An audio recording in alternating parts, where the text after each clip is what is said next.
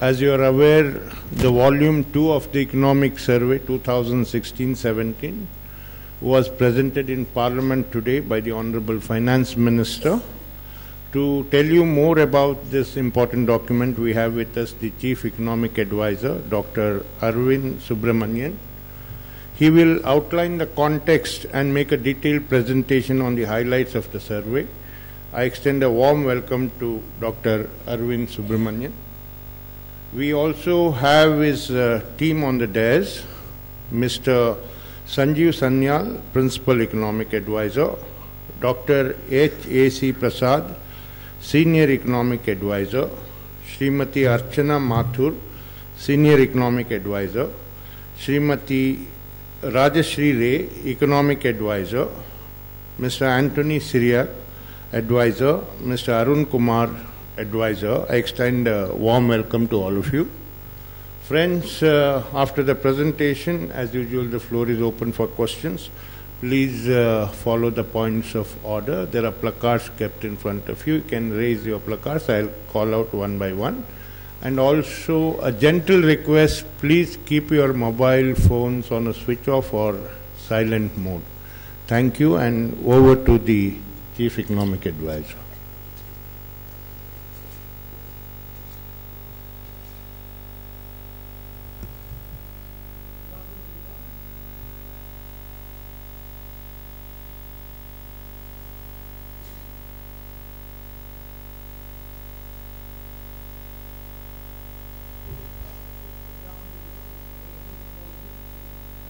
Oh, I see. Now, is that better?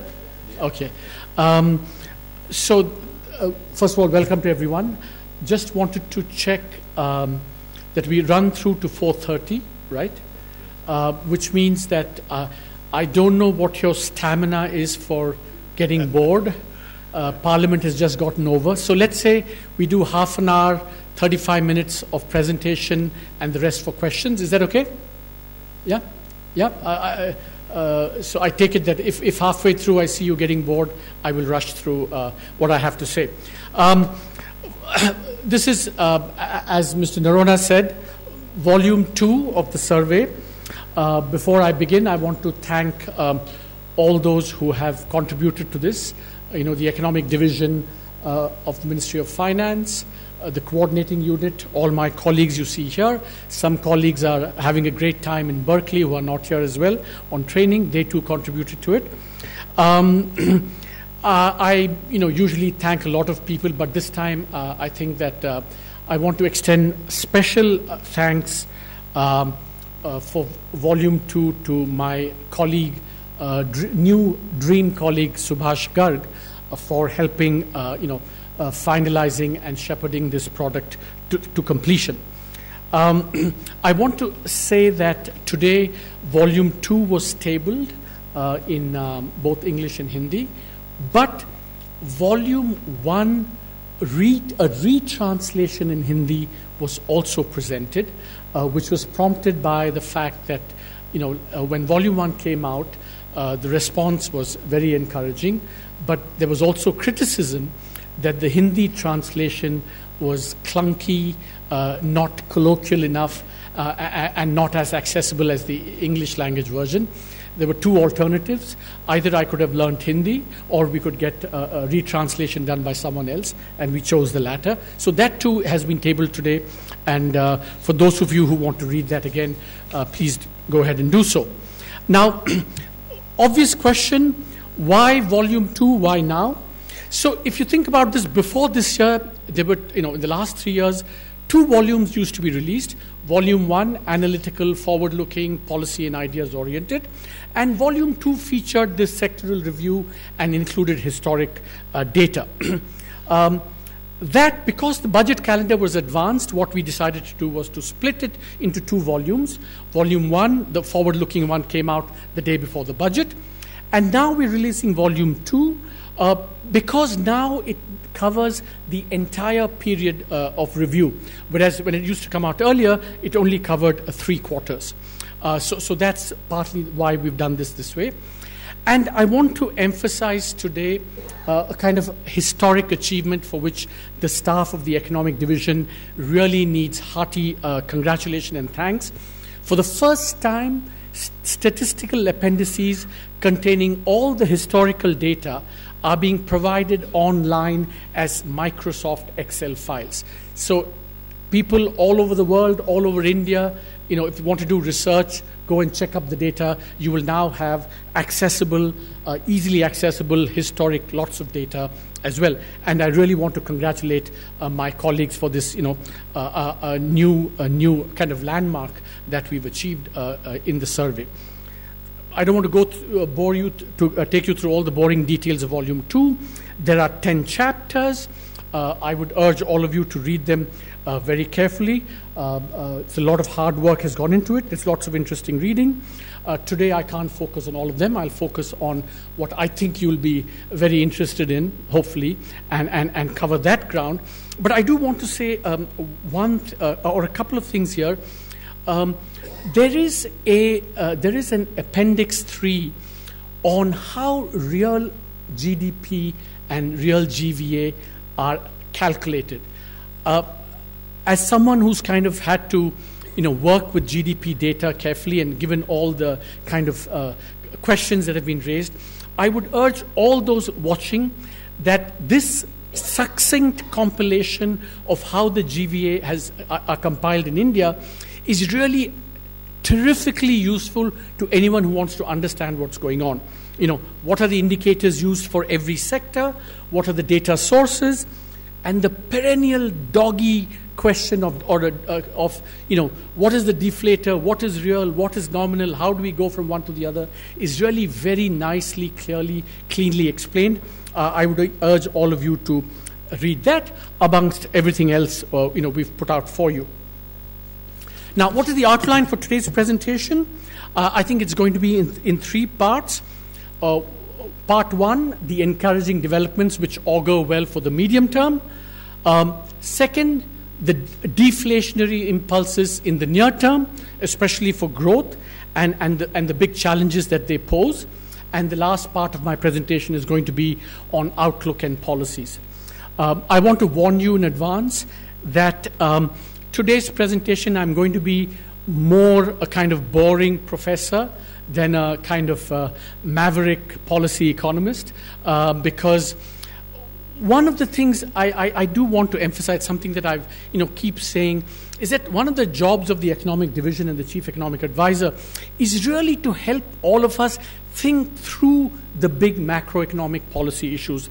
And, there are things that I'm going to take you through today which I certainly learned as we, wrote this, and I hope all of you will benefit from that as well. There is new analysis and insight. Of course, there are also policy implications. So don't just focus on the policy implications, but also on, how to think through some of these very new and difficult issues as well. Okay, what are the encouraging developments in the short run?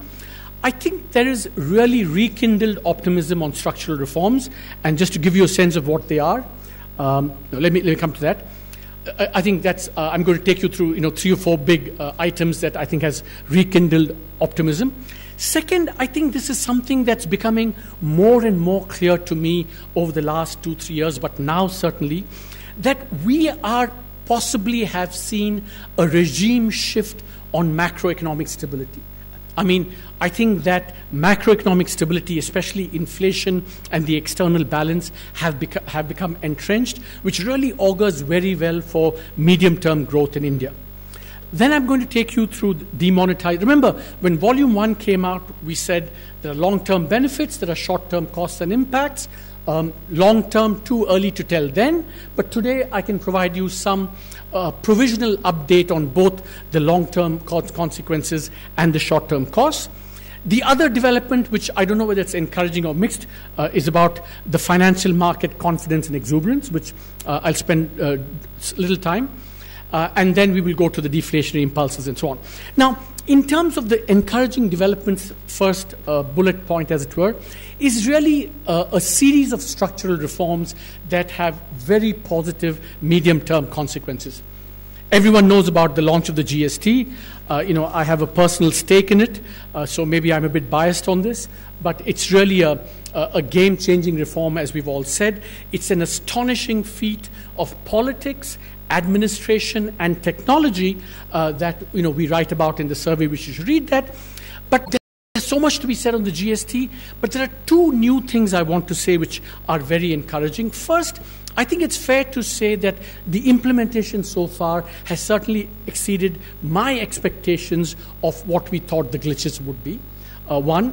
Second, a hot off the press piece of information, something that's very encouraging is that as of today, there are 13.5 lakh new registrants in the GSTN.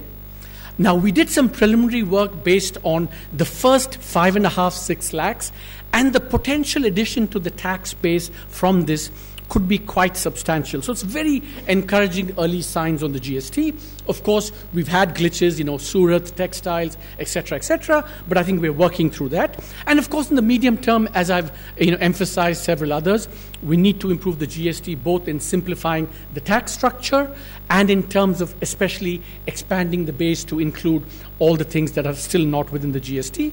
But I also think that the GST Council is kind of a remarkable institution for cooperative governance that we've set up, and I think that will take up these challenges. That's on the GST.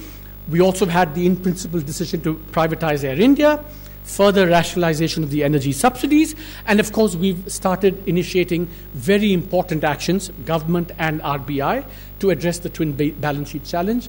The ordinance was passed, firms were identified to go to bankruptcy, and of course, recently the ordinance has been converted into a bill as well. So I think these are very encouraging structural, medium-term structural reforms.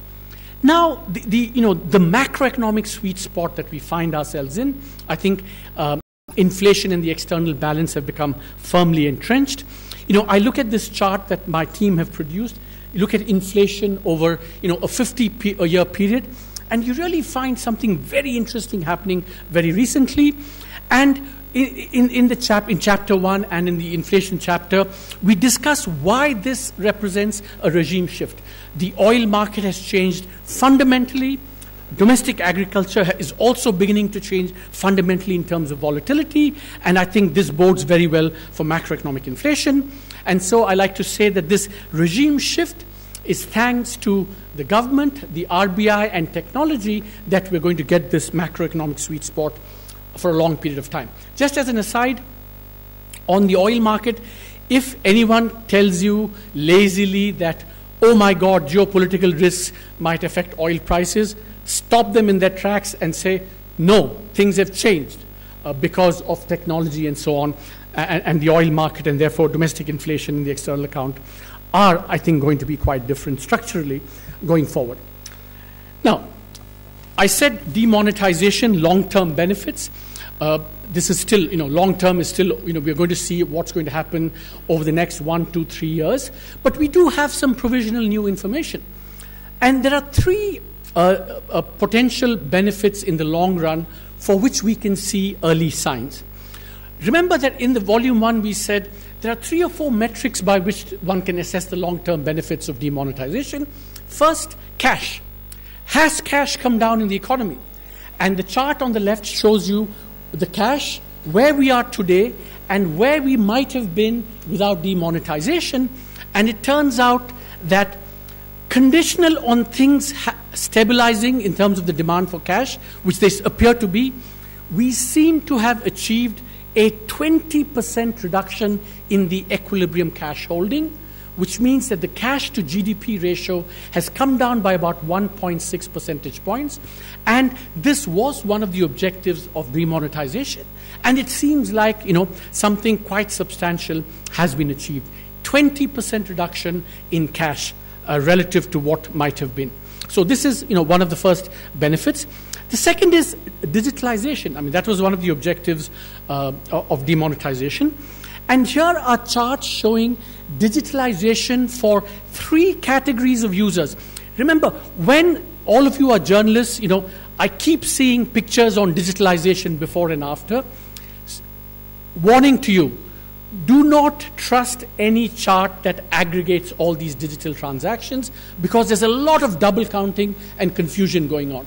You have to disaggregate the digital data to look at what's happening to individual categories, what I call the digital haves, the digital have-nots, and the digital have-somes. All three categories, you see, what you find is that after demonetization, both the level and pace of digitalization are much higher than they were before demonetization, of course to varying extents, and you can see it whether it's the Aadhaar transaction, the BEAM, the Unified Payment Index, credit card usage, so on and so on. So I think this is also early evidence that digitalization has increased. Third, a lot of confusion about, are there more taxpayers because of demonetization? And there's all kinds of confusing information out there. So what we did, this is probably, I wouldn't say the most scientific, but the least unscientific number for increase in new taxpayers, the following, which is that what we did was we looked at how many new taxpayers filed in the post-demonetization period this year, i.e. November 8th to March 31, compared that with how much growth had occurred in previous years, and the difference we can kind of attribute to demonetization. It turns out that we can confidently say, or with some degree of confidence, that about 5.4 lakh additional taxpayers were added during that post-demonetization period, which might not have happened otherwise, which is actually quite a big number if you think about it. It represents about 1% of the entire taxpayers. It's also led to an increase in reported income. But the interesting thing is, which is why we must be careful, is that while the number of taxpayers has gone up, the reported taxable income has not gone up by as much, because many of these new filers, or most of them, are reporting a taxable income around the threshold. So whether this increase in taxpayers will in fact lead to more taxes remains to be seen. But it's still a very encouraging development. Now, in the survey volume 1, we had spoken about the short-term impact, and we said there's not enough data to measure the impact on the informal sector. Now, the first high-frequency chart tells you that basically we did see a growth deceleration beginning before demonetization, but that continued and maybe got intensified in the last 2 quarters of last year. So demonetization was associated with a deceleration of activity. We said in volume 1 that one way to look at this informal sector was to look at two-wheeler sales, which is what you see on the right-hand side top. And what that shows is, there was a decline after demonetization, but now it's catching up, and we're kind of almost back to where we were. So in this survey, we have very exciting new data and analysis on the impact on the informal sector reflected in the demand for Manrega work. And what you will find is that the patterns that we see are very similar to the patterns that we see on the scooter sales, i.e. there is an increase in the demand for Manrega as social insurance because of the impact of demonetization. That impact peaked between January and February, and in March basically we came back to where we were, just like the two-wheeler sales. So the short-term informal impact was felt, intensified, and then now has almost disappeared. So this is kind of exciting new data and analysis that kind of corroborates what we said in volume 1. Last development which I want to focus on before I turn to the deflationary impulses is that what we find is that, asset valuations in India have just taken off. Bond prices have gone up, reflected in lower GSEC rates, but the asset that's really taken off in value are stocks. Now, the Sensex has shot up, and critically one way of measuring this, price earnings ratios are now really very, very high, well above historic average, and close to the levels seen in the 2007-8 period. So the question is that people are wondering what is going on. I just want to say a couple of things about this. First, this phenomenon of rising asset valuations, stock valuations, is being seen all over the world, all emerging markets, even advanced country markets. And clearly, global excess liquidity has something to do with it. So I think we should all kind of keep that in mind when we assess this. Therefore, I think these valuations should not be seen as signaling something very, important. This could just be temporary liquidity. And we know from all the history that when valuations reach such high levels, there is a tendency for them to revert back to normal levels. So I think we should be aware that this might happen and that asset valuations probably will adjust going forward. When and how, of course, nobody knows, because if you did, you wouldn't be chief economic advisor, you'd be investing in the markets. Now, second part of the presentation is this is the near-term outlook for inflation and growth, which I think we need to really spend a lot of time and be very aware of as policymakers. And I'm going to talk about it in the context of the outlook for inflation and growth. I don't need to take you to all the data. This is just a chart which shows that thanks to the efforts of the government, the RBI, and technology and the weather and all those things, we've substantially overachieved on inflation.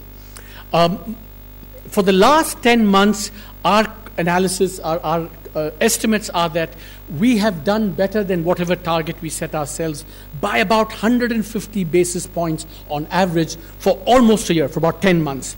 And this is true for headline inflation, and we're also doing very well on core inflation as well. Now, this is what has happened. What is the outlook? We list all the factors that will determine the inflation outlook going forward. The exchange rate has appreciated, which will reduce prices. The monsoon has been good, which will again reduce prices. But there are bottlenecks in fruits and vegetables, which might raise prices. The GST, I think, on balance, will reduce prices. Seventh pay commission the other way, etc., etc. And a crucial determinant, domestic determinant of inflation, is the output gap. Where is there slack in the economy or not? And that I'm going to come to.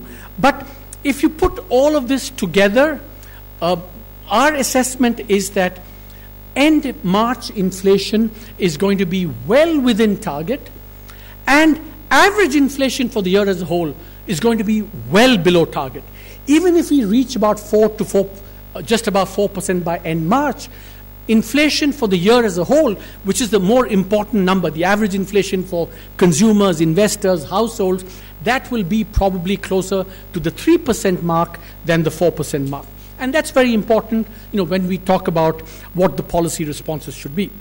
Now, similarly on growth, we know that there's been an across-the-board deceleration in real activity since the first or second quarter of last year.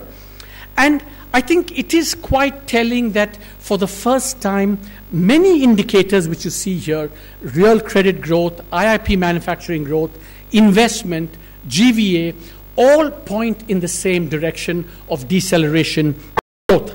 The question now is, what is the outlook? Now, here I'm going to be a boring professor for 1 minute, because when we think about India's growth outlook in a kind of big picture sense where we are, one perspective on this is what is called the twin balance sheet perspective. Now, this is a chart that shows credit to GDP for a number of countries that experienced a credit boom, growth boom, and then a credit collapse and a growth collapse. Carmen Reinhardt and Ken Rogoff of Harvard have this famous book saying that after this credit bubbles, we have deleveraging and growth slows down for a long period of time. And then when the cleanup is over, then growth picks up again. Why I'm showing this chart is to point to where India is. And the surprising thing is that India, we've not deleveraged at all, barely deleveraged. So in terms of the Reinhardt-Rogoff perspective, the twin balance sheet perspective, it is, I think, almost premature to say or to think that growth can rebound very quickly unless we do and clean up and do the deleveraging in the first place. So I think this twin balance sheet perspective, the fact that we've not deleveraged enough, is something that we have to keep in mind as we think about growth going forward. Now, I want to go through 3 or 4 of the key and new things that affect the growth outlook. Farm loan waivers, item number 1. I'm not going to say good, bad. I think the governor of the RBI made some very thoughtful remarks on what it does to credit culture and so on and so forth. I'm not going to talk about that. The essential point I want to make, an analytical new point, is that farm loan waivers are going to be deflationary, not inflationary. In this survey, we calculate what the likely magnitude can be. It depends upon a lot of assumptions that you make. It could be somewhere between 1.25 lakh crores and 2.7 lakh crores, depending upon how many states implement it. And it's going to be deflationary for the following simple reason and under one critical assumption. The critical assumption is that as the finance minister has repeated, the center will not relax the fiscal borrowing limits of the states. If that is the case, then in order to accommodate the loan waiver, states will have to either cut expenditure or raise taxes, which will be deflationary. Now, this is not something I'm making up. Look at the UP budget. Go and look at the UP budget.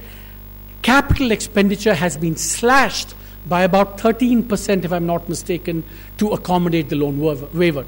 That slashing of capital expenditure represents less demand, less growth. And it's because of the way the loan waiver interacts with the FRL limits that we're going to see this deflationary impact. We calculate that the impact on demand could be somewhere between 0.3%, 0.4% and about 0.7% of GDP, which will be a drag on growth. We also estimate what the fiscal impact could be, which is about, again, similarly, depending upon which states do it, which states have limits. You should go and see the table there. I mean, there could be some impact on aggregate state deficits because those that are already at the limit, they cannot expand their deficits. Those that are not at the limit can use up the space to expand their deficits, and that's why aggregate state government deficits could increase marginally as a result. But the farm loan waiver is going to be deflationary, exerting a drag on growth in the short run, is what I want you to take away.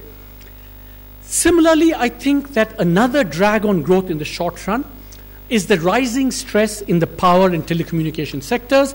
These are just charts that show you how much of the debt is getting, exposure is getting increased, and how it shows you both the profitability of these sectors in the aggregate and what the impact on the NPAs could be eventually. The key point here is that this is stress is rising, and what is interesting is that in both these sectors, stress is rising because they're experiencing shocks which actually are going to have positive impacts. In telecommunication, we know that there's a new entrant which is reducing prices to consumers. In the case of power, there's a renewable shock which is going to be very good for climate change, global warming, etc. But in the short run, both are going to have an impact on balance sheets of companies, and hence on demand, and hence on growth in the short run. Agriculture, again, we've seen a lot of stress. I think what people need to understand about this bout of what's been happening in the agriculture sector is that there is a puzzle going on, which is that we are seeing reduced farm revenues in the non-cereal crops despite a good monsoon. And that's the puzzle. If you look at the last 3 years, when there was a good monsoon, what has happened is output has gone up, prices have come down a little bit, but revenue has gone up. Similarly, when output has come down, revenue has come down. This is the first instance, or in recent memory, where you've had good output, good monsoon, and despite that, revenue has come down because prices have come down by a lot. And that's a bit of the puzzle. Why did prices come down so much? Is it because of some policies that restricted the access of farmers to where they could sell? Is it because of weak demand? Is it because of inadequate credit and liquidity? I think these are the questions that we need to answer going forward. but I think that it's very unusual to have both reduced farm, increased output and reduced revenues, and that's again going to impact demand in the short run. I don't want to take you through all this. I want to rush through this. The final deflationary impact, of course, is that if you look at real interest rates and the exchange rate, real interest rates have been rising. They're high. The exchange rate, the real exchange rate, has been appreciating. Competitiveness has been, has been affected. So both from the domestic side on monetary policy and the external side via the exchange rates, we are seeing a greater drag on growth. So how do I put all this together? To cut a long story short, the summary is that the balance of risks to the growth outlook has clearly shifted to the downside. I think one upside possibility is that more exports, because the world economy is recovering. To some extent, we had factored that in already into our February outlook. Maybe that could be surpassed. But on balance, the risk to growth has shifted to the downside. Therefore, the balance of probability has correspondingly shifted away from the upper end of the growth forecast that we'd made in February. So we're not changing the growth forecast, just saying that because of all these risks, it's less likely that we will see outcomes towards the upper end of the forecast. Now, monetary policy, I just want to provide you a technical assessment. I think, as I said, there's been a structural decline in inflation, and that's what creates the scope for lower rates. To the extent that these are temporary, as is being argued, then there's less scope. But on balance, I think there is scope because of these factors which I've outlined, the outlook and the structural decline. What we do in the survey is that we calculate what the neutral nominal rate should be based on the RBI's internal studies of neutral real rates, and we say that the simple calculation yields that those neutral rates should be somewhere between 5.25% and 5 and 7.5%. But here's what I think is something new I would like to say, is that when thinking about this from a technical perspective, the Taylor rule is a very nice way of trying to understand this. Basically, there are two steps to seeing what technically should be the interest rate. One is you see what should be the neutral rate when, neutral equilibrium rate means that your inflation is close to target and the economy is close to potential. And that gives this 5.25%, 5 3/4. But what the Taylor rule says is that over and above that, you have to factor the economic cycle. If you are at a stage of the cycle where there is a lot of slack, then the actual rate should be below the neutral rate. If there is very little slack, you should be above the neutral rate. And given our assessment of where the economy is, which is, we are still below potential, capacity utilization is not as high as it should be. Therefore, technically speaking, interest rates should be below the neutral rate, so that if you then factor into where we are, it says that we have a scope for lower real interest rates. And this is the chart that shows that. A last point here, there is a lot of discussion about will it be effective, will it be ineffective. It is true that when you compare policy rate reductions with the base rate, the reductions in the base rate are not commensurate with reductions in the repo rate. But if you look at incremental lending based on MCLR, you find that, and go back to March 2014, you find that reductions in the lending rate of banks has been commensurate with reductions in the policy rate, and that's especially true for the private banks. So it is not, I think, totally accurate to say that, reductions will not be passed through. There does seem to be passed through, especially for the private banks, and these reductions will affect all borrowers, including small and medium enterprises. So the bottom line is that there is scope, there is both need, because we are at a stage of the cycle where we have a lot of slack, and also that these things will be effective. That's what the data shows in terms of how much of these rate reductions have been passed on. I think the fiscal outlook, just 2 more minutes. Fiscal outlook, I think there are some downside risks. GST, uncertainty, growth outlook, spectrum receipts, seventh pay commission. Those are the downside risks. The upside risks are there as well. Compliance benefits from the GST, expansion in base from the GST, demonetization and the new taxpayers could provide upside risk. So, we'll have to see how fiscal, the deficit and revenues and expenditures evolve over time. And at some stage, it's possible that the magnitude and pace of fiscal consolidation relative to the commitments made may need to be assessed going forward. Last point on agriculture. I think that we tend to forget that over longer horizons, there is no necessary opposition between farmer interests and consumer interests. What I want to show you in this is that this table in the chart, especially the chart on the right, it's really amazing how how well farmers react to prices. If prices go down today, farmers plant less and supply goes down and prices go up, so that on balance, you don't really get any benefits from lower prices. So this chart shows that, lag production and the WPI very highly correlated. And if you look at the data on recent plantings, you find that pulses plantings have come down because prices last year were down as well in the last thing. Same is true for oilseeds as well. So I think this is a perspective that we need to keep in mind, that farmers respond to prices and that there's no necessary opposition in the long run between farmer and consumer interests, especially in non-tradable agricultural commodities like pulses, fruits and vegetables. I think that the challenge here is that we both need remunerative MSPs backed by effective procurement.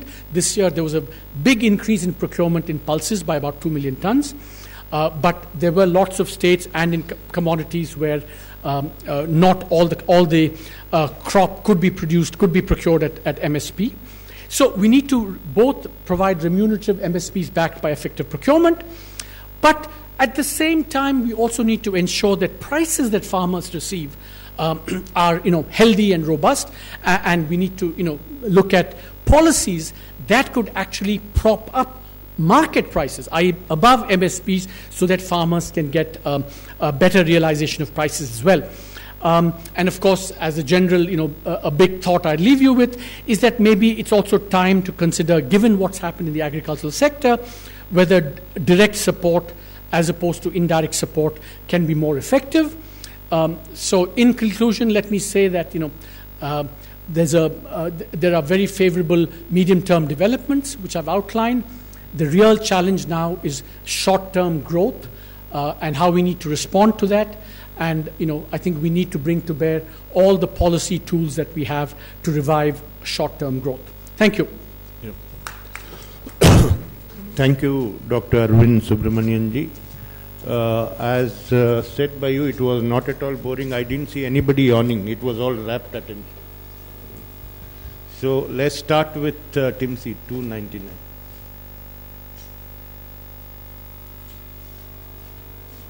Timsi Jaipuria from CNBC TV18.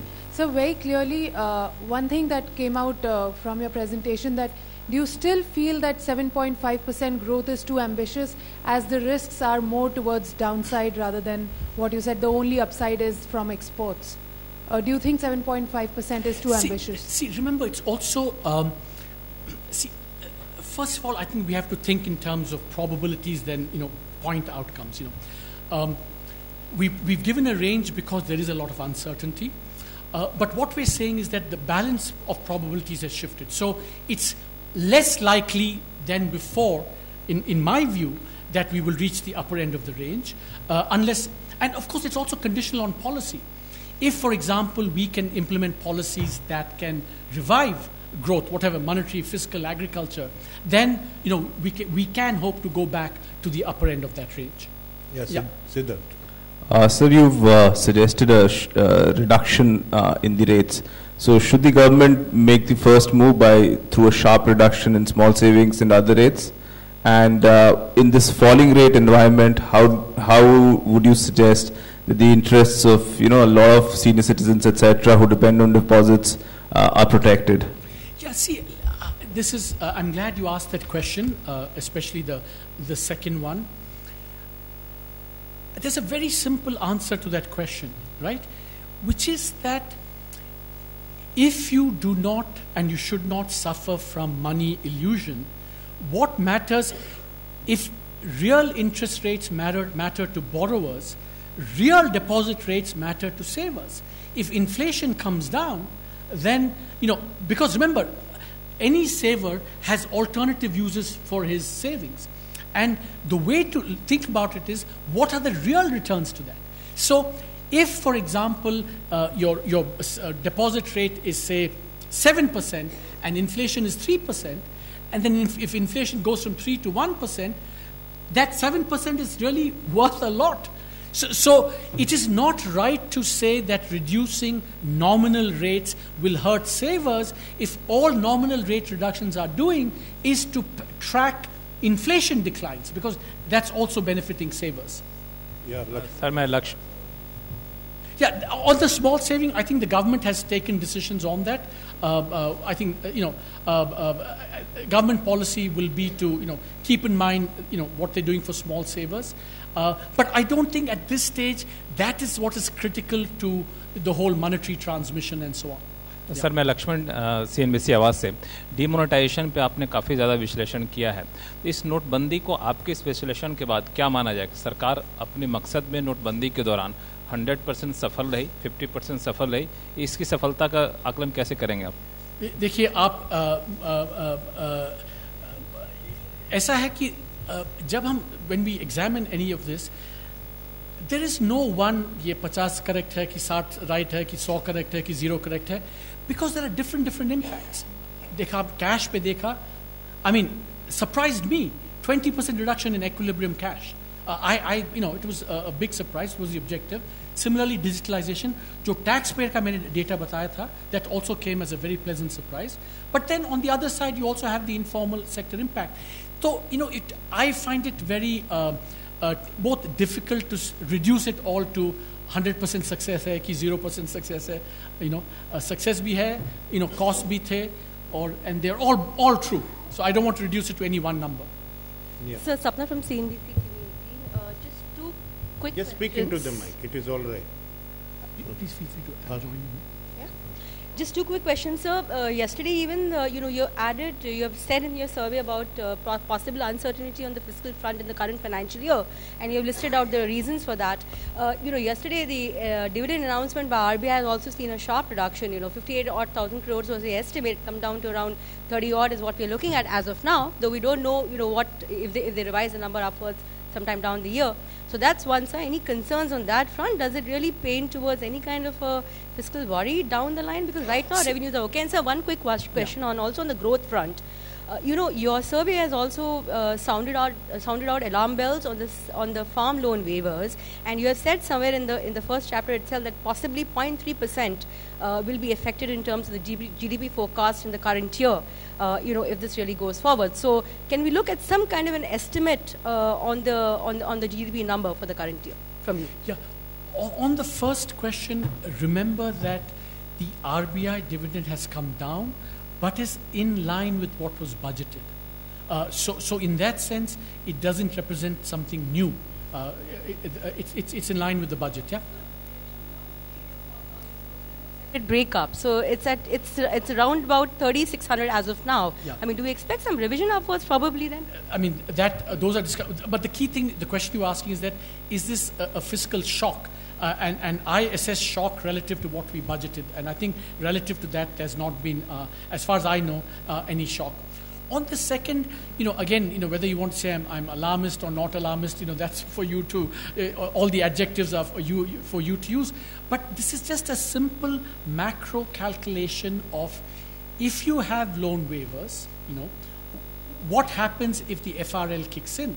By definition, it's going to be demand contraction, and we estimate that as this. And that's the reason why we're saying that the balance of risk has shifted to the downside. Yeah. Sir, Arup with Business Standard, you in your survey, in today's survey, you spoke about how some social policies and social trends are impacting certain sections of the agricultural society. So is that are you clearly they are talking about the the anti-cow slaughter rules and the atmosphere of fear through Gaurakshaks and all that. And secondly, sir, even after the Monetary Policy Committee's recent 25 basis point cut, you have still made a case that there needs to be further monetary easing. So ideally for this fiscal year, how many more basis point cuts do you think we can go for? You're very mischievous. You want to get me into trouble on both scores. On the first one, I will say that the expert on the subject is now attending classes in Berkeley. So unfortunately, he won't be able to respond to that. I can certainly ask him to get back to you on the first question. On the second question, look. The Secretary of Economic Affairs clearly said that after the thing that we positively support the cut, but also saying that there's convergence for more. So this is a technical assessment which says what could be the potential scope, timing, magnitude, all of that is up to the Monetary Policy Committee to decide. Yes, yes. Sir, आपने नोटबंदी की चर्चा की और cost short term cost की बात की, आपने इनफॉर्मल सेक्टर के इम्पैक्ट की भी बात की। एक जो आलोचना सबसे बड़ी है कि नोटबंदी की वजह से काफ़ी रोजगार चले गए हैं, इसका कोई असेसमेंट हमने इस सर्वे में वॉल्यूम 2 में नहीं देखा है। ये हैरान करता है। क्या ये माना जाए कि इसका कोई असर रोजगार पे नहीं पड़ा है?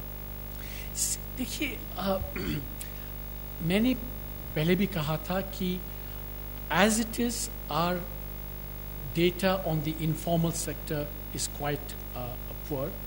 और जहाँ से हमारी employment की data है, that's even more we're still making, and that's why Dr. Parnagariya has headed a committee to talk about employment. So it's actually very difficult to do that.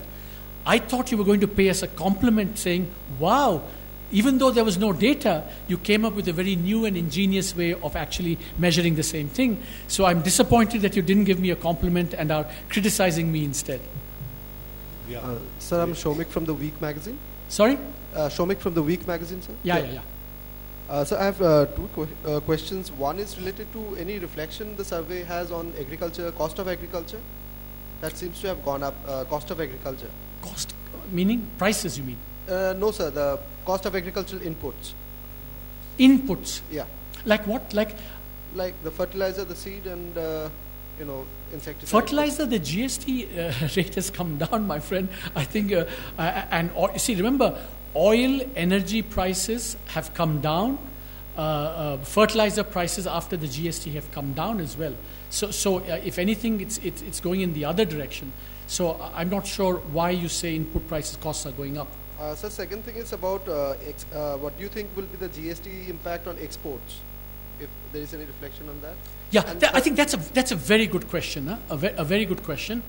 You see, remember that in the old system, we had elaborate drawback, right, in order to offset the embedded taxes on exports. So, for example, in June of 2016, we had a package for clothing, part which increased the drawback, part of which was in order to offset the impact of state VAT embedded in exports, right? The beauty of the GST is going to be that because we're going to zero rate zero rate exports, and because input credit will flow more freely, therefore my expectation is that the export regime is going to become less distorted in favor of more exports. So I think it's going to be an unambiguous positive from the GST regime. Yeah, please. Sir, this is Surbhi from the Hindu Business Line. Two quick questions, sir. Sir, in the survey you've spoken about key exclusions in GST relating to electricity and also about the low rate on gold. Do you think that it is possible to bring them into GST anytime soon? And secondly, survey has also been quite quiet on the issue of job creation in the economy, sir, because there's a small section on employment, sir. So what is your view on job creation? Are we seeing is employment keeping pace with the entry into the labor market? Thank you. See, the first question was on the GST. See, remember, my views on this are very clear that, this is terrific first achievement, first step, but the two major challenges going forward will be the exclusions, which you mentioned, and also the structure of rates. I think that several people have said that there is nothing that prevents the GST Council going forward from tackling all of these. For example, land and real estate, there were serious discussions, the GST, and the finance minister himself said that this is something that, we should and try and take up quite quickly.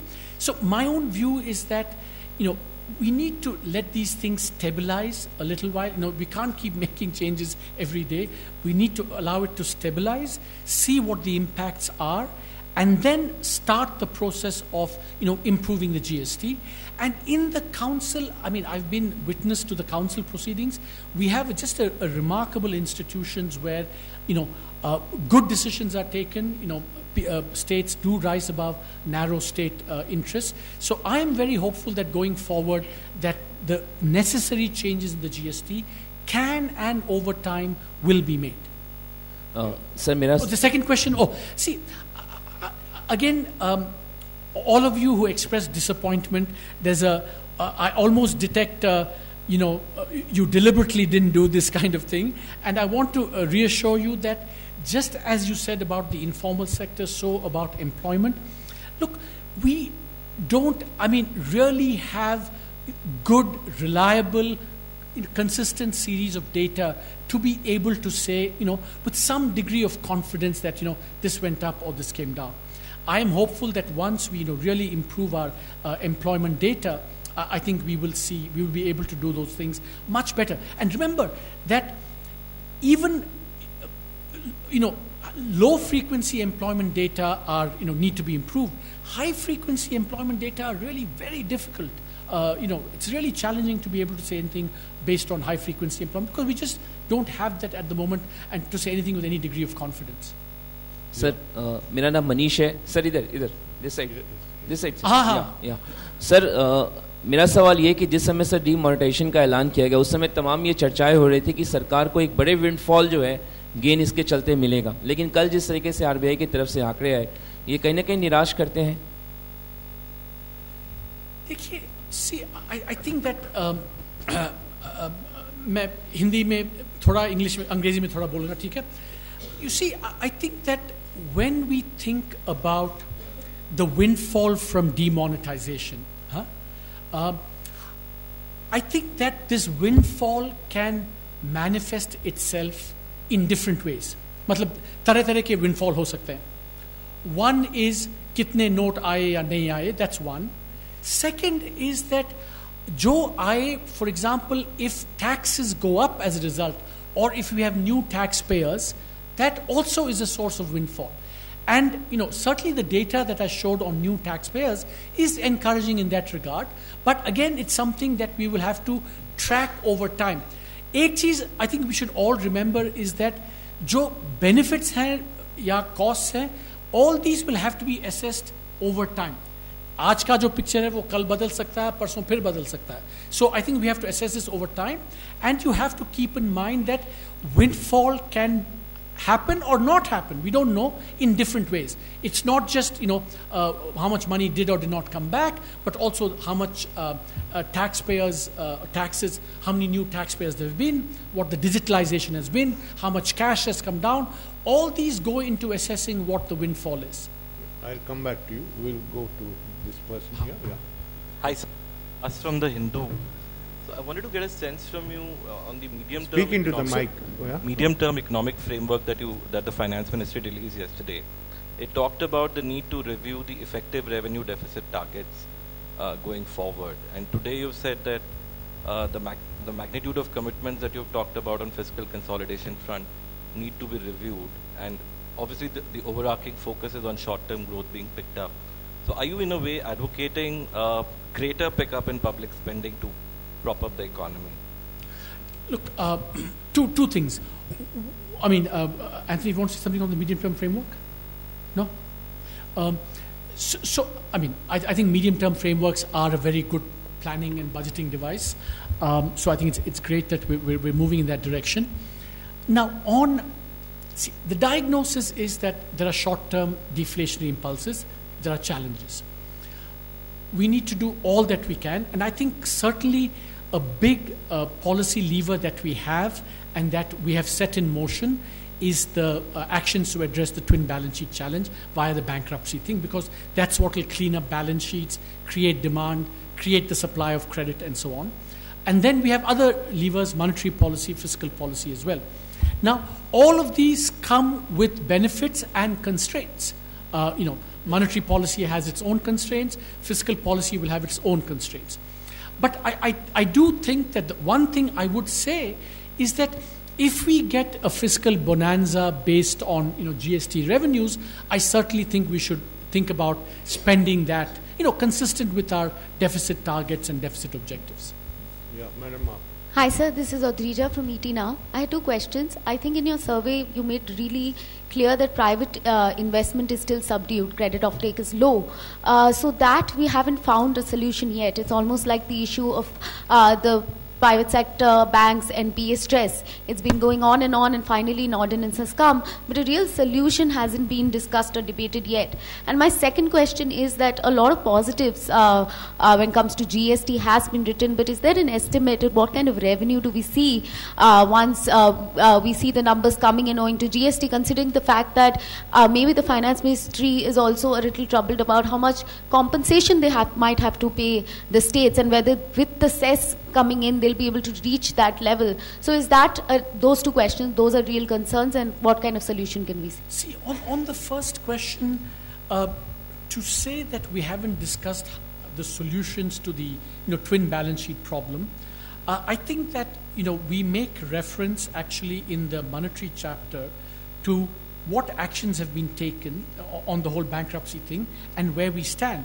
Clearly, it's too early to assess the outcomes of these things because these have just been started. So, you don't have a track record or data to say whether it's, how much it's working, how much it's helping, so on. So these are things that we'll have to do, over the course of the next few months, and then we'll have more data to assess that.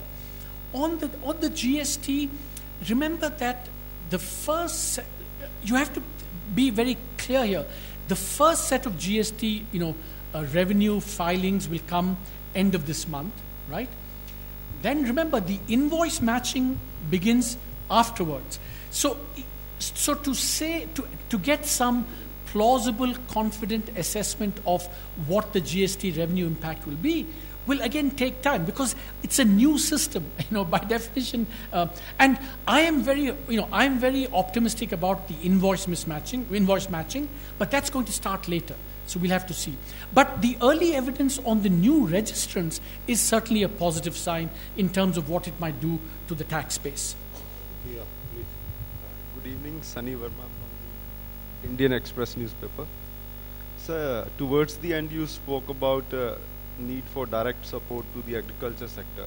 So can you elaborate, are you talking of doing away with MSP or other subsidies in the agriculture sector? And second question is, the 5.4 lakh new taxpayers that you identified have been added due to demonetization. They are almost paying negligible taxes, as you argued. So the expansion is in the tax base. Has that been more of imaginary than real? See, I think on the second question, look, it's real in the sense that, remember that, and this is one of my favorite topics of, in my research as well in economic development, that when you think about economic development, a key feature of that is more and more people becoming part of the tax system. So you get a lot of gains just from being in the system because you feel you have a stake, you want to hold government accountable, and so on. So the fact that there are more taxpayers is not imaginary, it's very, very real. The second thing is that, will they actually start paying taxes? One kind of slightly cheeky thing to say is that, as inflation keeps rising, a nominal tax means that, you do nothing, more and more people will come into the tax base automatically. So I think that's going to be a benefit over time. So it's not imaginary at all. Maybe, it's not as rapid as we should have it, but over time it will have clearly benefits. And so to me, it's almost as important to get people into the tax net and filing as it is, for them to pay taxes, because that will gradually happen over time. Your second question was on agriculture. I am not saying anything with any degree of, strength or anything. I do think that we need to reflect on this, is that, I gave a lecture, I would love you to go and read it, my National Academy of Agricultural Sciences lecture on agriculture more broadly. I think that in India we have, what I call two agricultures, an agriculture that we love too much and an agriculture that we don't love enough. I think we love the cereals too much. We love pulses, fruits and vegetables not enough. And I think that, therefore, we need a broader reassessment of, what are the policies that can really, boost agricultural farm incomes that, the objective that the Prime Minister has set. I mean, it has to be more procurement, better MSPs, it has to be better prices, but in the policy mix, we also have to ask whether, some forms of direct support could be part of the policy mix or not. I think it's a good time in the context of all this farm stress, especially because this farm stress has happened, as I said, the puzzle, at a time of plenty. When there's scarcity, there's farm stress, you know what's going on. But to have this at a time of thing, we need to then carefully think about, how we should, think about agricultural policy going forward. Yes, yeah. Sir, this is Mahua from Hindustan Times. I just wanted to ask you, in the earlier economic survey, you had prescribed a very drastic step to address the NPA problem, setting up a bad bank. Now, nothing of that sort has happened. Of course, the government and RBI have taken a series of measures, but do you think that's going to solve the problem? And considering you have also said that, the power and the telecom sectors pose further problems in this entire picture. John Maynard Keynes famously said, when the facts change, I change my mind. What do you do, sir? I certainly think that, the steps taken are, very welcome. I think you have seen some very positive developments, 12 accounts, 11 already. I think the things have been entertained by the courts and so on. So I think we should give time for this to play out, because it is a very serious, bold initiative that both the government and the RBI have taken. At some point, I think we also may have to see how to accelerate, supplement all these things, and we have some discussion in the survey on that. But for the moment, I think some new and bold actions have been taken. We have to see how they play out before we can come to any conclusion about, should we do something else, or should we, whatever, was the earlier idea better or worse? So I think we should give some time for that. Sir, ये economic survey के page number 225 आप तो बहुत जल्दी पढ़ते हैं. नहीं, thank you. तो उसमें एक बड़ा ही नया आइडिया दिया गया है, ट्रांसपेरेंसी ऑफ रूल्स एक्ट, टोरा. तो वो आखिर क्या है, क्या इसके जरिए क्या हासिल करना चाहते हैं हम लोग? Sanjeev. Okay, the Transparency of Rules Act basically is an attempt to change in some ways the relationship between the average normal citizen and the state. All forms of governance are based on the citizen is expected to follow the rules. Unfortunately, in India, for a normal citizen, very often the rules are not so transparent. We don't know what rules we are supposed to, the average citizen is expected to follow. Now, when I'm saying rules, I do not mean the grand laws that are debated in Parliament or in the assemblies. These are the administrative rules, procedures, forms that you as a citizen have to follow. So what this proposed act is that it asks for a legislation that will do the following three things. First is that we expect every department that has a citizen or business-facing interface to put all the rules, procedures, forms, and other things onto a website. And once that department is declared TORA compliant, what happens is that only the rules that are on that website are considered the rules. So for whatever reason, if the department happens to have left out a certain rule, the citizen will not be expected to follow it. Now, this is actually quite a big step. Basically, it changes the asymmetry of information between the citizen and the department. That's one. Secondly, all rules, etc., will be presented in the form in which, as a whole, and not as a series of circulars. One of the reasons the rules in India are very, very confusing is because there may be some original rule, and then there are a series of circulars. So you have to really spend years going through all the circulars and actually then find out what the current state of play is. What we are saying, just like with Wikipedia, you can have the current state of laws as being the first thing you look at.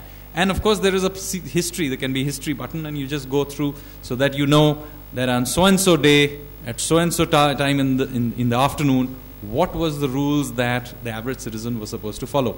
So that is the second element. And the third element, which relates, is that every time the rule is changed, there is a time that flashes at when that rule was changed. So in a sense, unless otherwise there's some reason to have some sort of retrospective rule, which will happen hopefully very rarely, the citizen will only be expected to follow the rule after it has been promulgated and the time is clearly given, so that there is no dispute about the point from which the citizen is expected to follow those rules. Basic idea overall is to change the asymmetry of information between the citizen and the state as far as what rules, when I say that, the administrative rules, the average citizen is expected to follow. So this is just a proposal up for public debate, and if people like it, we will do something about it. Yeah, last question. Last question. My question is for the Chief Economic Advisor. You mentioned that there were 5.4 lakh additional taxpayers, but they were filing returns around the IT threshold, right? Now, there's a view among tax experts that basically after demonetization, there were a lot of reports about Jan-Dhan accounts being used to deposit black money and now there's a view among tax experts now that these if these new IT returns are being filed at the IT threshold, it's basically to complete the loop and avoid suspicious kind of calls from the tax department. So the real test on whether this is an additional this thing will be next year if this sustains. So your view on that? No, I think that's a very good point. It's a very fair point, and that's what I meant by saying that. I do think that once you've come into the tax net, then of course you have to be compliant. So and that's why I think the benefits of that will become apparent over time. So there's huge value from just getting them into the tax net, even if this year you don't get a lot of money from them. Thank you. Thank you, Dr. Arvind Subramanian ji, and all his team. I extend sincere thanks. And friends, thank you for being here. Please join us for tea on the 4th floor. Thank you. Thanks very much.